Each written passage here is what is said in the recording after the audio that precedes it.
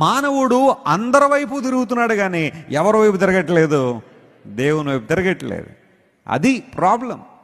మనిషి జీవితంలో కొన్నిసార్లు ఇబ్బందులు, కష్టాలు, నష్టాలు, వేదనలు, కలవరాలు, ఆందోళనలు ఇవన్నీ కూడా దొమ్మిగా మన మీద పడ్డానికి కారణం ఏంటో తెలుసా? మనం తిరగాల్సిన వైపు తిరగటం లేదు, తిరగకూడని వైపు మనం ఏం చేస్తున్నామో తిరుగుతూ ఉన్నాం. ఇంకెంతకాలం పాపము దిశగా, ఇంకెంతకాలం లోకం దిశగా నువ్వు తిరుగుతూ ఉంటావు?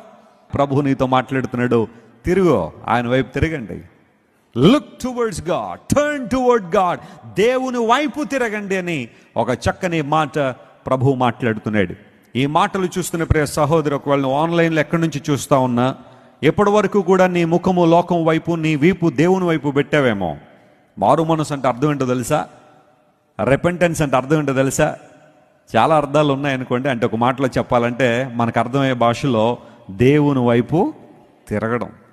ఎంతవరకు కూడా లోకం వైపు తిరిగి, లోకంలో ఏదో ఉందని పరుగులెత్తి అలిసిపోయి ఆయాసపడి ఇబ్బందులు పాలవుతున్న నీవు ఒక్కసారి లోకం అంతా శాశ్వతమైందే, లోకంలో ఏది లేదని గుర్తించి శాశ్వతుడును, గనుడును, గొప్పవాడైన దేవుని వైపును తిరగగలిగితే అదే నీ జీవితంలో ఒక మహోదయం, అదే నీ జీవితంలో గొప్ప అరుణోదయం. తిరగలవా దేవుని వైపు? చాలామంది ఇంకా లోకం వైపు తిరుగుతూ ఉన్నారు.